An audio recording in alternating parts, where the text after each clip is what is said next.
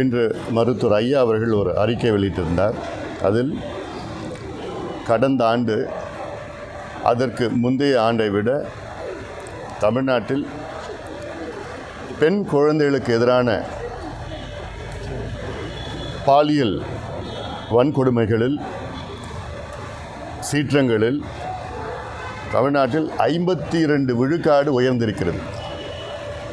இது வெட்கக்கேடு. இது ஒரு மிகப்பெரிய ஒரு அவமானம். முதலமைச்சர் அவர்களுக்கும் ஆட்சியர்களுக்கும் அவமானம். இது தமிழ்நாட்டிலே கடந்த ஆண்டு அதுக்கு முந்தைய ஆண்டை விட 52 விழுக்காடு பெண் குழந்தைகளுக்கு மீது குற்றங்கள் உயர்ந்திருக்கிறது. இதிலேருந்து என்ன தெரியுதுன்னா, முதலமைச்சர் அவர்களுக்கு தமிழ்நாட்டில் என்ன நடக்கிறது என்று தெரியவில்லை, புரியவில்லை. வெறும் விளம்பரம் தான் அன்றாடும். காலையில் ஒரு 2 மணி நேரம் கால் ஷீட் நடக்குது. ஒரு 2 மணி நேரம் வராங்க, டிவியில் பார்க்குறாங்க, பேசுகிறாங்க, முடிஞ்சு போச்சு, அவ்வளோதான். என்ன நடக்குதுன்னு கூட தெரியாத நிலையில் இருக்கிறாங்க. கடந்த 3-4 வாரங்களில் தமிழ்நாட்டில் பெண்களுக்கு எதிரான பாலியல் கொடுமைகள், சீற்றங்கள், பிரச்சனைகள், 6 பேர் சேர்ந்து ஒரு பெண்ணை கெடுக்கிறாங்க, ஆசிரியர்கள் மாணவிகளை கெடுக்கிறாங்க, 7 பேர் சேர்ந்து கூட்டு பாலியல் பலாத்காரம் செய்கிறார்கள். இது பீகார், உத்தரப்பிரதேசில் இல்லை, தமிழ்நாட்டில் நடந்துகிட்டு இருக்கு. முதலமைச்சர் வேடிக்கை பார்த்துட்டு இருக்கிறாரு, காவல்துறை வேடிக்கை பார்த்துட்டு இருக்கு. இதுக்கெல்லாம் என்ன காரணம் தெரியுமா? தமிழ்நாட்டில் எங்கே பார்த்தாலும் கஞ்சா, போதை, மது, இதுதான் காரணம், முக்கிய காரணம். அது நான் பள்ளிக்கூடம் படிக்கிறப்போ பள்ளிக்கூடம் வாசல் வெளியில் இந்த மாங்காய், புளிப்பு மிட்டாய், கமரக்கட்டு எல்லாம் விற்றுட்ருப்பாங்க. இன்றைக்கி பள்ளிக்கூடம் வெளியில் கஞ்சா பொட்டலமும் போதை மாத்திரம் விற்றுட்ருக்கானுங்க. இதுதான் வித்தியாசம். கல்லூரி வாசலுக்கு வெளியில் அமெரிக்காவில் என்னென்ன கிடைக்குதோ அபின், காக்கேன், ஹெராயின், பவுடர், என்ன வேணும் உங்களுக்கு, அதெல்லாம் கல்லூரி வாசலில் விற்றுட்ருக்குறாங்க. இது காவல்துறைக்கு தெரிஞ்சு தான் நடக்குது. ஏதாவது ஒருத்தன் கஞ்சா வாங்குறாங்கன்னா வாங்குறவனுக்கு தெரியுது எங்கே எவன் விற்கிறான்னு, காவல்துறைக்கு தெரியாதா என்ன? தெரிஞ்சு தான் நடக்குது இது. ஆக இதெல்லாம் கட்டுப்படுத்தலைன்னா இது போன்ற தமிழ்நாட்டினுடைய பேர் ஏற்கனவே கெட்டு போயிடுச்சு. பெண்கள் தமிழ்நாட்டில் பயம் இல்லாமல் நடமாட இல்லாத ஒரு சூழல் இருக்கிறது. வெளியில் போனால் ராத்திரி சொல்ல, நான் பகல்லே சொல்லிகிட்டு இருக்கிறேன். காரணம் முதலமைச்சர் கீழ் இயங்குகின்ற காவல்துறை. அடுத்தது, சில நாட்களுக்கு முன்பு தருமபுரி மாவட்டத்தில் திமுக மாவட்ட செயலாளர் அவங்க கட்சி கூட்டத்தில் பேசுகிறார். என்னன்னா, தருமபுரி கலெக்டரும் எஸ்பியும் என்னை கேட்காம எதுவும் செய்ய முடியாது, நான் சொல்கிறது தான் சட்டம், கீழே இருக்கிற அதிகாரிகள் நான் என்ன சொல்கிறேனோ அதுதான் நடைமுறைப்படுத்தணும்னு ஒரு 10வது படித்த திமுக மாவட்ட செயலாளர் IAS IPS படித்த அதிகாரிகளுக்கு கட்டளை எடுக்கிறார் என்றால் தமிழ்நாட்டில் என்ன இதுதான் திராவிட மாடல்? அவங்களுக்கெல்லாம் வெட்கக்கேடு, இதெல்லாம் கேவலம். இன்றைக்கி வரைக்கும் முதலமைச்சர் ஒரு நடவடிக்கை எடுக்கலையே. அப்போ இதிலேருந்து என்ன தெரியுது? தமிழ்நாடு முழுவதும் இந்த நிலை தான் இருக்கிறது. ஒரு 10வது படித்த ஒரு அரசியல் கட்சியின் ஒரு மாவட்ட செயலாளர், திமுக மாவட்ட செயலாளர் அங்கே மிரட்டுறாரு. இதில் என்ன சொல்கிறாரு? இது முதலமைச்சர் சொல்லி தான் நான் பேசுகிறேன்னு சொல்கிறார். முதலமைச்சர் என்கிட்ட சொன்னார், யாராவது உங்ககிட்ட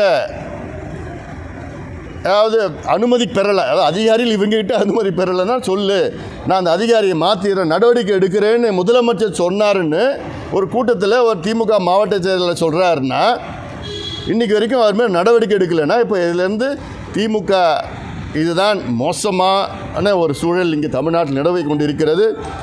அதாவது நான் கேட்குறேன் கேள்வி, யூடியூபர் சவுக்கு சங்கர் அவரும் இது போன்ற IAS IPS அதிகாரிகள் மேலே பேசினார். அவர் மீது எத்தனையோ வழக்குகள் போட்டு அவரை சிறையில் கைது பண்ணி வச்சிங்க. அதுக்கும் இதுக்கு என்ன வித்தியாசம் இருக்குது?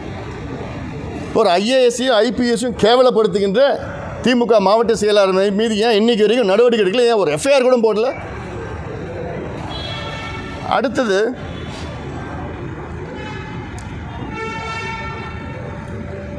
தமிழ்நாட்டில் சாதிவாரி மக்கள் தொகை கணக்கெடுப்பு நடத்த வேண்டும் என தமிழ்நாட்டில் உள்ள அனைத்து கட்சிகளினுடைய நிலைப்பாடு, தமிழ்நாட்டில் எல்லா கட்சிகளுடைய நிலைப்பாடு.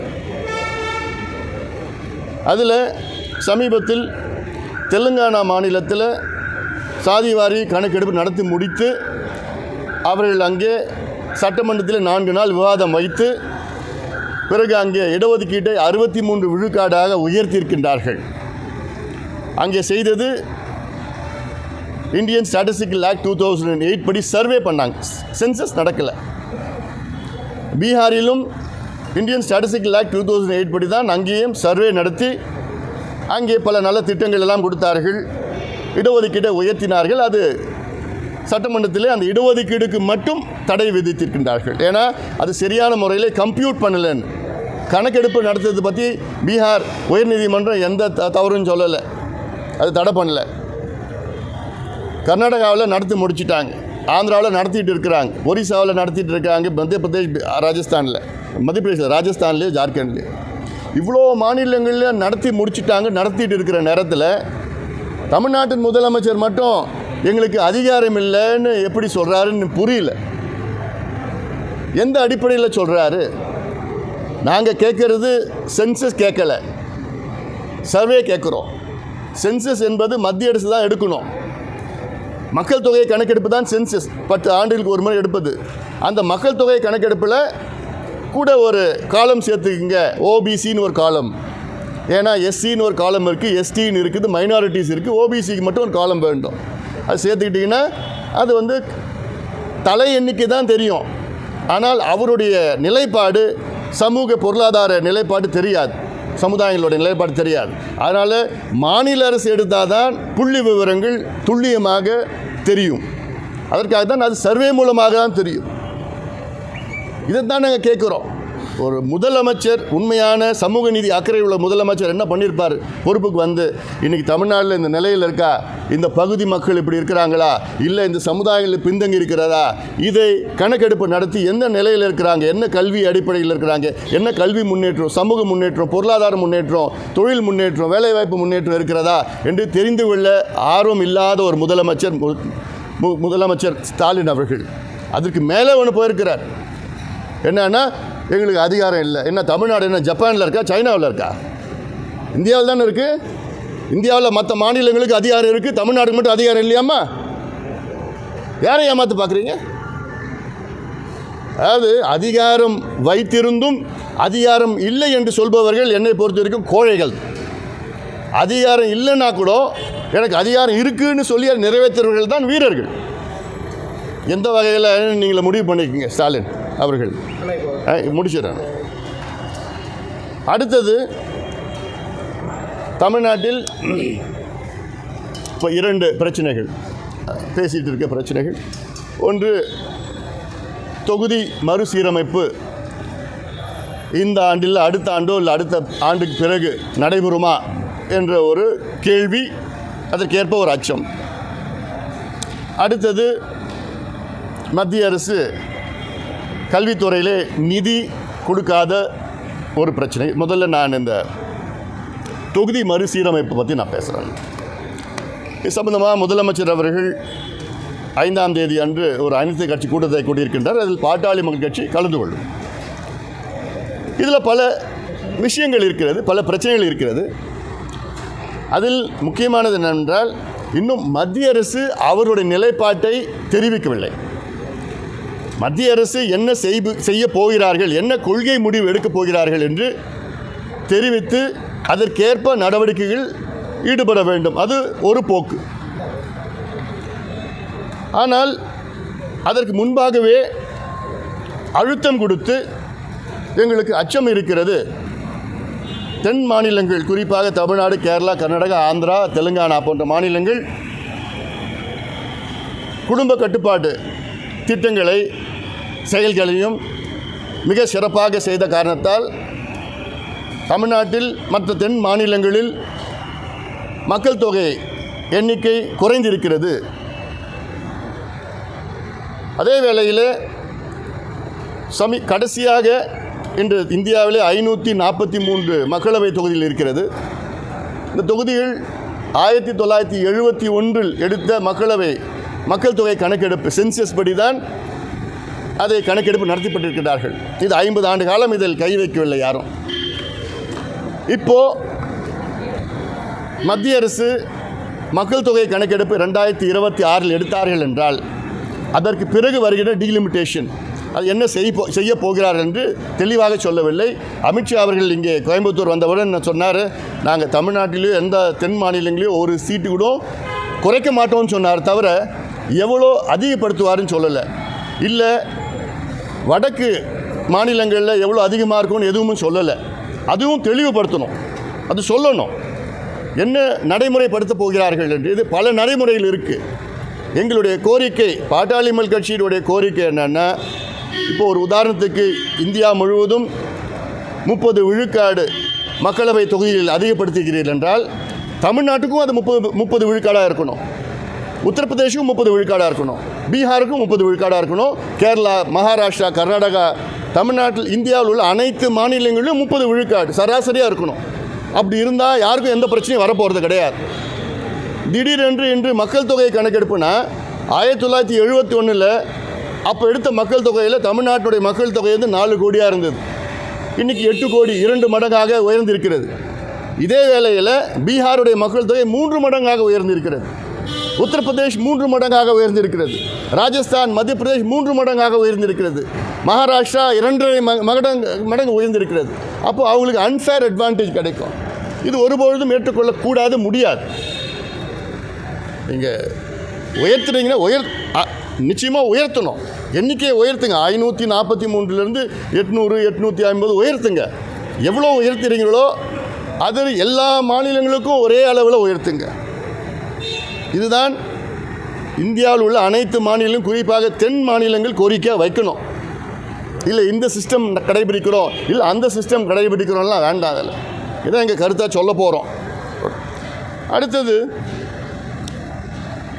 மத்திய கல்வி அமைச்சர் தர்மேந்திர பிரதான் அவர்கள் சமீபத்தில் நீங்கள் தமிழ்நாட்டில் மும்மொழி கொள்கை கடைபிடிக்கவில்லை, அல்லது நேஷ்னல் எஜுகேஷன் பாலிசி அதை நீங்கள் கடைபிடிக்கவில்லை, அந்த கொள்கையை கடைபிடிக்கவில்லை என்றால் நாங்கள் உங்களுக்கு நிதியை வழங்க மாட்டோம், 2100 கோடி ரூபாய் மத்திய அரசு மாநில அரசு கொடுக்கின்ற நிதியை நாங்கள் கொடுக்க மாட்டோம் என்று சொல்வது மிக மிக தவறானது. அதாவது இது நம்ம ஃபெடரல் ஸ்ட்ரக்சரில் இருக்கிறோம். கல்வி என்பது பொது பட்டியலில் இருக்குது. 45 ஆண்டுகளுக்கு முன்பு வரை கல்வி என்பது மாநில பட்டியலில் இருந்தது. எமர்ஜென்சி காலத்தில் இந்திரா காந்தி அம்மையார் தான் பொது பட்டியல் கன்கரண்ட் லிஸ்ட்டில் கொண்டு வந்திருக்கிறாங்க. இது மத்திய பட்டியலில் கல்வி கிடையாது, பொது பட்டியலில் இருக்குது.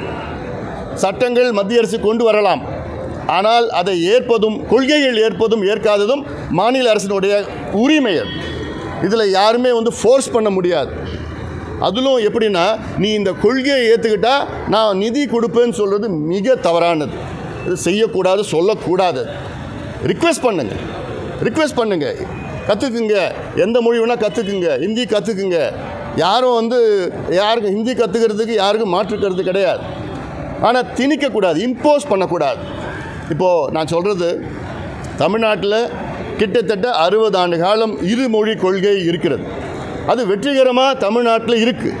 இன்றைக்கி தமிழ்நாடு இந்தியாவிலே வளர்ந்த மாநிலமாக இருக்கிறது. இந்த இருமொழி கொள்கையை வைத்து ஒரு வளர்ந்த மாநிலமாக இருக்கிற ஒரு developed state within the country. இன்றைக்கி தமிழ்நாட்டில் பார்த்திங்கன்னா இந்தியாவிலே 2வது அதிக ஜிஎஸ்டிபி, கிராஸ் ஸ்டேட் டொமஸ்டிக் ப்ரொடியூஸ்னு இருக்குது. 2வது இடத்துல இருக்கிறோம் இந்தியாவில். அப்போ இந்த அளவுக்கு வெற்றி பெற்ற மாநிலம், வளர்ந்த மாநிலம், இந்த 60 ஆண்டு காலம் இருமொழி கொள்கை வைத்திருந்த மாநிலம், ஏன் இதை மாற்றணும்? நாங்கள் ஏதோ பிரச்சனைனா நாங்கள் மாற்றலாம், எங்களுக்கு பிரச்சனையே இல்லையே. ஏன் இதை திணிக்கிறீங்க? சொல்லுங்கள், ரிக்வெஸ்ட் பண்ணுங்கள், கற்றுக்குங்கன்னு சொல்லிட்டு. அது திணிக்கக்கூடாது, அது நிச்சயமாக அது சரி கிடையாது.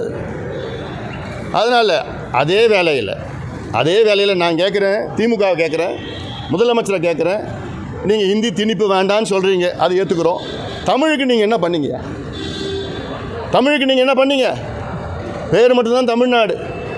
ஆனால் இந்தியாவில் தமிழ் படிக்காமல் பட்டம் வாங்குகிற அதாவது தாய்மொழி படிக்காமல் பட்டம் வாங்குகிற ஒரே மாநிலம் இந்தியாவில் தமிழ்நாடு தான். இது வெக்கக்கேடு, அவமானம். இது வேறு எந்த மாநிலத்துலேயும் தாய்மொழி படிக்காமல் பட்டம் வாங்க முடியாது. தமிழ்நாட்டில் பட்டம் வாங்கலாம், PhD பண்ணலாம், முனைவர் பட்டம் வாங்கலாம் தமிழ் படிக்காமல். இவங்க தான் திராவிட மாடல், திராவிட ஆட்சி 60 ஆண்டு 58 ஆண்டு காலமாக ஆண்டுட்டு வர்றாங்க. 2 வழக்கு உச்சநீதிமன்றத்தில் நிலுவையில் இருக்குது. ஒரு வழக்கு 26 ஆண்டு காலமாக இருக்கிறது. என்ன வழக்கு இருக்குது? தமிழ் பயிற்று மொழியாக கொண்டு வர வேண்டும் என்று ஒரு கொள்கை முடிவு எடுத்து வந்த நேரத்தில் வழக்கு உச்சநீதிமன்றத்துக்கு சென்றார்கள். அந்த வழக்கு இன்னும் நிலுவையில் எவ்வளோ ஆண்டு?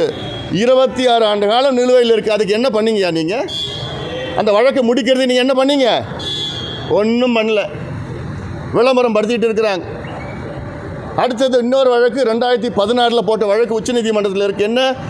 அட்லீஸ்ட் தமிழ் ஒரு பாடமாக கற்றுக்கிறதுக்கு, அட்லீஸ்ட் தமிழை தமிழ்நாட்டில் ஒரு பாடமாக கற்றுக்கிறதுக்கு கம்பல்சரியாக கற்றுக்கணும்னு ஒரு சட்டம். இந்த சட்டம் 2006 கலைஞர் கொண்டு வர வைத்தது எங்கள் மருத்துவர் ஐயாவும் பாட்டாளியும் கட்சியும் தொடர்ந்து வலியுறுத்தி போராடினதால் இருக்கு. கைத்தட்ட அதன் பிறகு 10 ஆண்டுகள் பிறகு வழக்கு போட்டாங்க. இன்னைக்கு வரைக்கும் வழக்கு நிலுவையில் இருக்குது. அது ஏன் முடிக்கல? நீங்கள் எப்போ முடிக்க போகிறீங்க? ஏன் உங்களால் முடிக்க முடியாதா? ஒன்றும் இல்லாததுக்கெல்லாம் நீங்கள் சுப்ரீம் கோர்ட் ஓடுறீங்களே, தமிழ் பேசுகிறீங்களே. நீங்கள் என்ன பண்ணீங்க தமிழுக்கு? தமிழ் வளர்ச்சிக்கு நீங்கள் என்ன பண்ணீங்க? தெலுங்கானாவில் அங்கே ரேவந்த் ரெட்டி சொல்கிறார், CBSE ICSE அதுக்கு கூட 10வது வரைக்கும் நீங்கள் தெலுங்கு கட்டாயமாக படித்தே ஆகணும்னு சொல்கிறார் ரேவந்த் ரெட்டி. ஏன் உங்களால் சொல்ல முடியாதா? பஞ்சாபில் பயிற்று மொழியே பஞ்சாபின்னு சொல்கிறாங்க, ஏன் உங்களால் கொண்டு வர முடியாதா? எலெக்ஷன் வந்துருச்சு, இது ஒரு கையில் ஒரு ஆயுதம் உங்களுக்கு. ஆமாம், இந்தி போர், 2வது போர், 3வது போர், மொழி போர், இந்த போர் அந்த போர்னு சொல்லிட்டு. ஆனால் நீங்கள் எதுவும் செய்ய மாட்டீங்க, தமிழுக்கும் செய்ய மாட்டீங்க. விளம்பரப்படுத்திக்கிட்டு இது விளம்பரத்துக்காக பண்ணிகிட்டு இருக்கிறாங்க. ஆனால் மக்கள் இது புரிந்து கொள்வார்கள். ஒன்று, மத்திய அரசு திணிக்கக்கூடாது. சரி, அடுத்தது நான் சொல்கிறேன். இப்போ மத்திய அரசு நீங்கள் மும்மொழி கொள்கை ரீதியில் நீங்கள் கடைபிடித்தால்தான் நாங்கள் 2100 கோடி கொடுப்போம்னு சொல்கிறாங்க. நான் முதலமைச்சராக இருந்தேன்னா 2300 கோடி வேண்டாம்னு சொல்லிடுவேன். தமிழ்நாடு பட்ஜெட் எவ்வளோ? கடந்த ஆண்டு 4.5 லட்சம் கோடி. கல்வித்துறை பட்ஜெட் எவ்வளோ? 45,000 கோடி. இந்த 45,000 கோடி 2100 கோடி என்னால் கூடுதலாக கொடுக்க முடியாதா? வேண்டாம்னு சொல்லிட்டு போகிறோம், அவ்வளோதான். இதுக்கு எதுக்கு இவ்வளோ ட்ராமா நடத்திக்கிட்டு தினம் ட்ராமா பண்ணிகிட்டு இருக்கீங்க? நீங்கள் உங்கள் கொள்கையும் வேண்டாம், உங்கள் நிதியும் வேண்டாம், அவ்வளோதான், முடிஞ்சு போச்சு. ஏன்னா தேர்தல் நேரத்தில் இதெல்லாம் சொன்னப்பா, இதில் தானே இதெல்லாம் சொல்லிகிட்டு இருக்கணும். கேள்வியில் என்ன இருக்கா? மக்கள் பொதுவாக மக்கள் 3ஆவதாக ஒரு மொழியை படிக்கணுன்ற ஒரு ஆர்வம் இருக்குது. ஆனால் திமுக மொழியை வைத்து அரசியல் செய்கிறாங்க. தாங்கள் நடத்தக்கூடிய பள்ளிகளில் இந்தியை பாடமாக கட்டாய பாடமாக வச்சுருக்காங்க. அப்படி இருக்கிறவங்க தாங்கள் நடத்தக்கூடிய பள்ளிகள்லையும் ஹிந்தி வேண்டாம் அப்படின்றக்கூடிய ஒரு முடிவை எடுப்பாங்களா அப்படின்னு இப்போ எங்கே தெரியுமா பிரச்சனை வந்தது? திமுக ஆட்சிக்கு வருவதற்கு முன்பு, திராவிட கட்சியில் ஆட்சிக்கு வருவதற்கு முன்பு 67க்கு முன்பு தமிழ்நாட்டில் வெறும் 20 தனியார் பள்ளிக்கூடங்கள் தான் இருந்தது. வெறும் 20 தான் இருந்தது. இன்றைக்கி 55 விழுக்காடு பள்ளிக்கூடங்கள் தனியார் பள்ளிக்கூடங்கள். இதுக்கு யார் காரணம்? திமுகவும் அதிமுக தான் இதுக்கு காரணமே. ஏன் இவ்வளோ தனியார் பள்ளிக்கூடங்களை கொண்டு வந்தீங்க? கல்வி என்பது என்னுடைய அடிப்படை உரிமை. It is my fundamental right.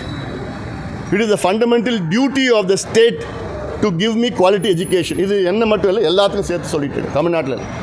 அது நீங்கள் ஏன் தனியார் பள்ளிக்கூடங்கள் இன்றைக்கி யாராவது வியாபாரம் இல்லாமல் கல்வி கற்றுக் கொடுக்குறாங்களா? இல்லை. அது கல்வி என்பது இன்றைக்கி வியாபாரம் ஆயிடுச்சு.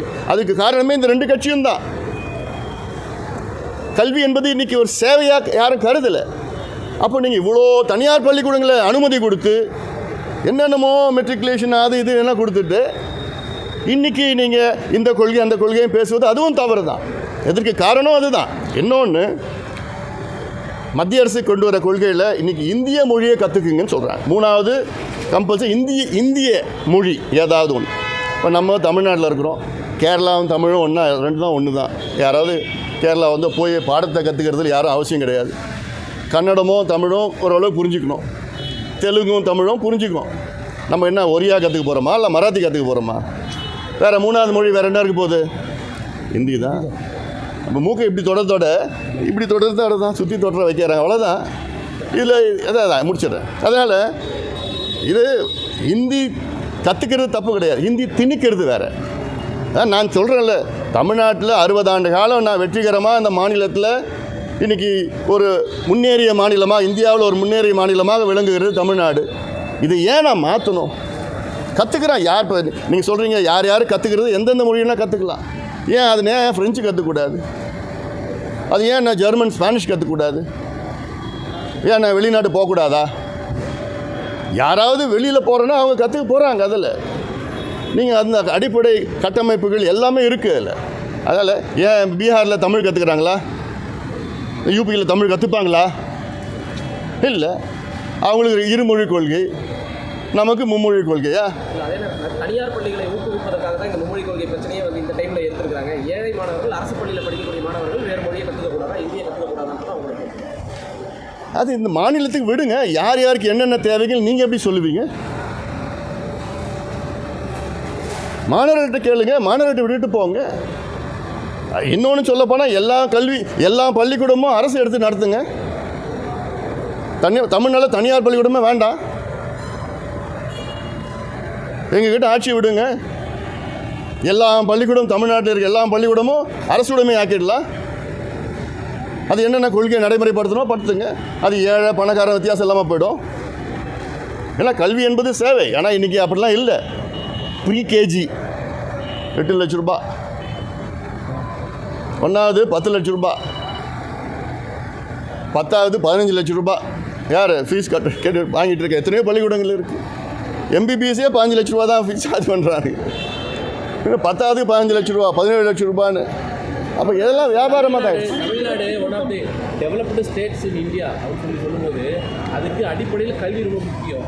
அது இப்போ கவர்மெண்ட்டால் கொடுக்க முடியாட்டி ப்ரைவேட்டை வச்சு கொடுத்தாங்க அப்படிங்கிறதே பொருள். சரி, அது ஏன் நீங்கள் மத்திய அரசு ஏன் மறுக்கிறீங்க? அந்த கல்வியை 2100 கோடி ரூபாய் ஏன் மறுக்கிறீங்க?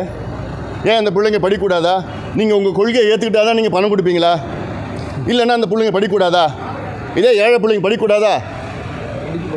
அது ஏன் கண்டிஷனாக வைக்கிறீங்க? இப்போ டெவலப்டு ஸ்டேட்ஸாக இருக்கக்கூடிய நிலையில் போதுமான பட்ஜெட்டு கல்விக்காக 2500 கோடி ஒதுக்கினாலும் ஒதுக்கக்கூடிய கெப்பாசிட்டி இருந்தால் போதாது. பட்ஜெட் பத்தாது. அது கவர்மெண்ட் கொடுக்குறது யூனியன் கவர்மெண்ட். அது ஏன் நம்ம கெஞ்சணும், ஏன் ட்ராமா பண்ணணும்னா உரிமை மறுக்கிறாங்க இல்லையா? அதை ஒரு முதலமைச்சர் கேட்கணும். இல்லை நிச்சயமா ட்ராமா நீங்கள் சொல்கிறீங்க. இல்லைங்க, நான் கேட்குறேன், நீங்கள் தமிழுக்கு என்ன பண்ணீங்கன்னு கேட்குறேன். அது கரெக்டு. ஆனால் யூனியன் கவர்மெண்ட் கொடுக்கக்கூடிய ரைட்ஸ் வந்து இப்போ நான் இப்போ தெளிவாக தான் நான் சொல்கிறேன் உங்ககிட்ட. ஆமாங்க, இன்றைக்கி ஏங்க இது 6 மாதமாக நடந்துகிட்டு இருக்குது. இன்றைக்கி தேர்தல் வருது, அதுக்காக நீங்கள் இதை எடுத்துகிட்டு பண்ணிகிட்டு இருக்கீங்க. 3வது போர் 4வது போர் சொல்லிட்டு இருக்கீங்க. நீங்கள் ஏன் உங்களுக்கு வேண்டான்னு சொல்லிட்டு செஞ்சுருக்கிறாங்க, எல்லாருக்கும் தெரியுது. நீங்கள் தமிழை நீங்கள் வளருங்க. தமிழ்நாட்டில் தமிழ் பேசாமல் பட்டம் வாங்குறது இதோட எவ்வளோ கேவலம், அது எவ்வளோ அசிங்கம். அது நீங்கள் யூனியன் மினிஸ்டராக இருந்திருக்கீங்க சார். ஒவ்வொரு ஸ்டேட்டுக்கும் நீங்கள் பல வேலைகள் செஞ்சுருக்கீங்க. அப்படி இருக்கும்போது தமிழ்நாடு ஸ்டேட்டுக்கு திட்டமிட்டு ஒரு நிதி மறுக்கிறாங்க அப்படின்னா அது வந்து ஜனநாயக நாட்டில் சரியாக. ஆமாங்க, இப்போ நான் மட்டும் என்ன சொல்கிறேன், தப்புன்னு தானே சொல்லிட்டு இருக்கேன். தான் அது நம்ம அது உங்களுக்கு வலிக்குதா அப்படி பேசணும்னா? ஆமாம், நான் என் கருத்தை நான் சொல்கிறேன். உங்களுக்கு வலிச்சதுன்னா எனக்கு ஒன்றும் அதை பற்றி கவலையே கிடையாது. எனக்கு என் கருத்தை நான் சொல்கிறேன், அவ்வளோதான். கலந்துக்கிறோம். நான் பார்த்துக்கலாம் என்னன்னு, முதல்ல என்ன பேசுகிறாங்கன்னு பார்த்துக்கலாம். இது அதான் இப்போ எங்கள் பாட்டாளி மக்கள் கட்சியினுடைய கருத்தை நான் சொல்லிட்டு இருக்கிறேன். என்னன்னு கருத்துனா, அது தொகுதிகள் எண்ணிக்கையை உயர்த்தினாங்கன்னா, ஒரு 30 விழுக்காடு உயர்த்தினாங்கன்னா, அக்ராஸ் த போர்ட் எல்லா மாநிலங்களுக்கும் 30 விழுக்காடு உயர்த்தணும். அது ஒன்று. அதான் அது வந்து என்ன, முன்கூட்டியே ஒரு அழுத்தம் கொடுக்கணும். அழுத்தம் கொடுக்கலாம், அது தப்பு கிடையாது. ஏன்னா அறிவித்த பிறகு அப்புறம் ஒன்றா கூடி அப்புறம் வேறு என்ன திடீர்னு ஏதாவது ஒன்று நடக்கும், நம்ம பார்த்துட்ருக்கோம். அதனால் அது இன்னொன்று நான் சொல்ல மறந்துட்டேன். பாட்டாளி மக்கள் கட்சியினுடைய கொள்கை என்ன தெரியுமா? ஒரு மொழி கொள்கை தான். இருமொழி கூட வேண்டாம், ஒரு மொழி கொள்கை. தாய்மொழி வழியில் கல்வி கற்றுக்குங்க. இன்றைக்கி நொபல் விருது வாங்கினவங்களாம் எந்த மொழியில் கற்றுக்கிட்டாங்க? ஜெர்மனில் வாங்கினவங்களாம் ஜெர்மன் மொழியில் படித்தா விருது வாங்கினாங்க. ஃப்ரெஞ்சு மொழியெல்லாம் விருது வாங்கினாங்க. ஜப்பானில் விருது வாங்கினாங்க. அவங்கவுங்க தாய்மொழியெல்லாம் விருது வாங்குகிறாங்க, நொபல் விருது வாங்குகிறாங்க. அது கொண்டு வாங்க. அது அறிவிக்கிறது கூட உங்களுக்குலாம் இல்லையே. தமிழ்நாட்டில் பெண்களுக்கு எதிரான குற்றங்கள் அதிகரிச்சிருக்கு. கடந்த ஒரு வாரத்தில் மட்டும் இவ்வளோ பெண்களுக்கு எதிரான பாலியல் வன்கொடுமைகள் நடந்திருக்கு. ஏன்னா தமிழகம் வந்து பெண்களுக்கு பாதுகாப்பான மாநிலமாக இருந்திருக்குது. வருகிற 2026 தேர்தலில் வந்து 200 தொகுதிகளுக்கு மேலே வெற்றி பெறுவது உறுதி. குறிப்பாக கல்வித்துறையில் தான் 300 வெற்றி பெறுவாங்க. கல்வித்துறையில் நிறைய பாலியல் வன்கொடுமைகள் நடக்கும் மாணவ மாணவிகளுக்கு. அப்படி இருக்கும்போது கல்வித்துறை தற்போது இருக்கக்கூடிய அமைச்சர் அன்பில் மகேஷ் பொய்யாமொழியினுடைய காலம் வந்து பொற்காலம் அப்படின்னு தான் முதலமைச்சர் சொல்லியிருக்காங்க. இருக்கட்டும் பார்க்கலாம், தெரிய போகுது. இன்னொரு 10 மாதத்துல தெரிய போகுது எல்லாம். அதாவது எங்களுக்கெல்லாம் அவமானமாக இருக்குது. இப்படி ஒரு ஆட்சி நடந்துகிட்ருக்கு, இப்படி பெண்களுக்கு பாதுகாப்பு கிடையாது. இன்றைக்கி போதை பழக்கம் எங்கே பார்த்தாலும் வந்துடுச்சு. போதை பொருட்கள் எங்கே பார்த்தாலும் விற்றுட்டு இருக்கிறாங்க. தடை இல்லாமல் நடந்துகிட்ருக்கு. காவல்துறை வந்து இதில் கவனம் செலுத்தாமல் அரசியல் தலைவர்களை எப்படி வழக்கு போடுறது, என்னென்ன செய்யலாம் அப்படின்னு அதில் கவனம் செலுத்திட்டு இருக்கிற காவல்துறையை பார்த்துட்ருக்குறோம். அதனால் இது காவல்துறை முதலமைச்சர் கீழ் இயங்குகின்ற காவல்துறை, அவர் தான் பொறுப்பு. அதுக்கு இவ்வளோ பிரச்சனைகளை சொல்லிட்டு வரோம். அதற்கு என்ன ஏன் இப்படி பெண்களுக்கு பாதுகாப்பு இல்லாத ஒரு சூழல் இருக்குன்னா பயம் இல்லை மக்கள் மத்தியில். இது குற்றம் செய்கிறவங்க மத்தியில் பயம் கிடையாது. காவல்துறை நினச்சின்னா அந்த பயத்தை உண்டாக்கலாம். ஆம்ஸ்ட்ராங் சீமான் பிரஸ் மீட்ல உடனே ஆரம்பிச்சேன், நானே வாய் கொடுத்துட்டேன்னா. அதாவது நான் என்ன ஒரு வயசுக்கு இந்த பொண்ணு நான் அப்படிலாம் சில பார்த்துருப்பீங்க சோஷியல் மீடியா. நான் பார்க்கலைங்க.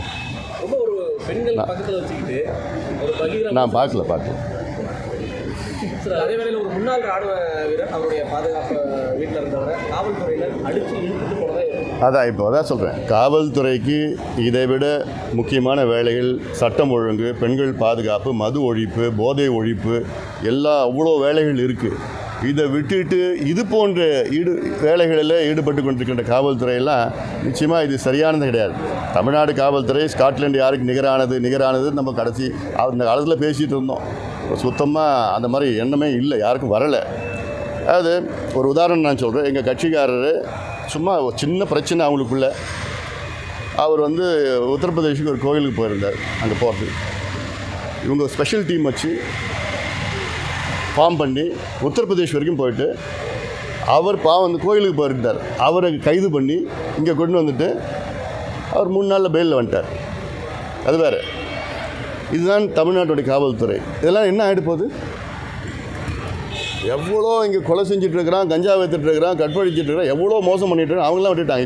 இப்போ நான் கோயம்புத்தூரில் எடுத்துங்க, அந்த மை வி 3 ஆட்ஸ் மோசடி 2200 கோடி மோசடி பண்ணியிருக்குது ஒரு கும்பல். இந்த கும்பல் வந்து மோசடி பண்ணுறதுக்குன்னே இருக்கிற கும்பல். இவங்களுக்கு கடந்த கால வரலாறுலாம் இருக்குது, ஏமாற்றிருக்கிறாங்க, வரலாறு இருக்குது. எங்கள் கட்சியினுடைய மாவட்ட செயலர் அசோக் ஸ்ரீநிதி இது பல முறை வெளிக்கொண்டு வந்து, எத்தனையோ முறை இது போராட்டம் நடந்து வெளிக்கொண்டு வந்து அதை இப்போதைக்கு கொஞ்சம் தற்காலிகமாக தடை பண்ணியிருக்கிறாங்க. வழக்கு ஏதோ போட்டிருக்கிறாங்க, அவ்வளோதான். ஏன் இந்த வழக்கு அதுக்கு அடுத்த கட்டத்துக்கு போகல? என்ன காரணம்? இதுதான் காவல்துறையா? இது 3 அதிகாரிகள் மாறிட்டாங்க விசாரணைக்கு. அப்போ என்ன காரணம்? அப்போ ஏன் மாற்றுறீங்க? அதிகாரிகளை மாற்றுறீங்க, வழக்கு கொடுத்தவங்க மேலே வழக்கு போடுறீங்க. இதுதான் காவல்துறையா? என்ன பாதுகாப்பு இருக்குது? அப்போ தமிழ்நாடு காவல்துறை குற்றம் செய்கின்றவர்களை பாதுகாக்கிறீங்க, வழக்கு கொடுக்குறவங்க அவங்க மேலே வழக்கு போடுறீங்க நீங்கள். அதான் தமிழ்நாட்டு காவல்துறை லட்சணமாக இதெல்லாம். இதை நிறுத்திக் கொள்ளுங்கள். ஒன்று, இந்த நிறுவனத்தை விசாரணை நடத்தி இல்லை யார் சம்மந்தப்பட்டிருக்கிறாங்க அந்த பணத்தை 2200 கோடி ரூபா பணத்தை மீண்டும் மக்களுக்கு திருப்பி கொடுங்க. அடுத்தது, அசோக் ஸ்ரீநிதி மீது போட்ட வழக்கு, அவர் மேலே எப்படி காவல்துறை அவமானப்படுத்திட்டார், இப்படிலாம் பொய் வழக்கு போட்டிருக்கிறாங்க. விசாரணைன்னு கொண்டு போய் பொய் வழக்கு போட்டு என்னென்னமோ பண்ணியிருக்கிறாங்க. அதெல்லாம் அந்த வழக்கு திரும்ப பெறுங்க. இல்லை நிச்சயமாக நாங்கள் பாட்டாளி கட்சி மிகப்பெரிய போராட்டத்தை நாங்கள் நடத்துவோம், தொடர் போராட்டம் நடத்துவோம். தமிழக வெற்றிக்கழகம் வந்து தனித்து தான் போட்டிடுவாங்க, எந்த கட்சியோட கூட்டணி இல்லை அப்படின்றாங்க. அவங்களுக்கான ஆதரவு எந்த அளவுக்கு இருக்கும்? பிரசாந்த் கிஷோர் வந்து அதான் அவர் கருத்தை சொல்லிட்டார்ல, அது சொல்கிறதுக்கு எனக்கு ஒன்றும் இல்லை. சீமான் வந்து விஜயலட்சுமி பாலியல் தொழிலாளி அப்படின்னு சொல்கிறாங்க. விஜயலட்சுமி எனக்கு சமூக வலைதளத்தில் அழுது. நிச்சயமாக பெண்களை மதிக்கணும். யாராக இருந்தாலும் சரி, எந்த தலைவராக இருந்தாலும் சரி, தொண்டராக இருந்தாலும் சரி, பெண்களை மதிக்கணும். பாஜக கூட்டணி அப்படியே கண்டினியூ ஆகும். தேர்தல் இன்னும் அடுத்த ஆண்டு இருக்குது. தேர்தல் வரும்பொழுது நான் உங்ககிட்ட நான் சொல்கிறேன், இன்னைக்கு கூட்டணியில் இருக்கிறோம். அதிமுக தலைமையிலான கூட்டணியில் வந்து தேர்தல் இன்னும் ஓராண்டு இருக்கிறது. தேர்தல் நெருங்க உங்களுக்கு நான் தெரிவிப்பேன். உங்களுக்கான உறவு எப்படி சார் இருக்கு? தலைவருக்கு உங்களுக்கான உறவு எப்படி இருக்கு? என்ன பிரச்சனையாப்பா? ஒன்றும் கிடையாது. நீங்கள் தான் புதுசாக சொல்லிட்டு இருக்கீங்க. நீங்கள் தான் புதுசு.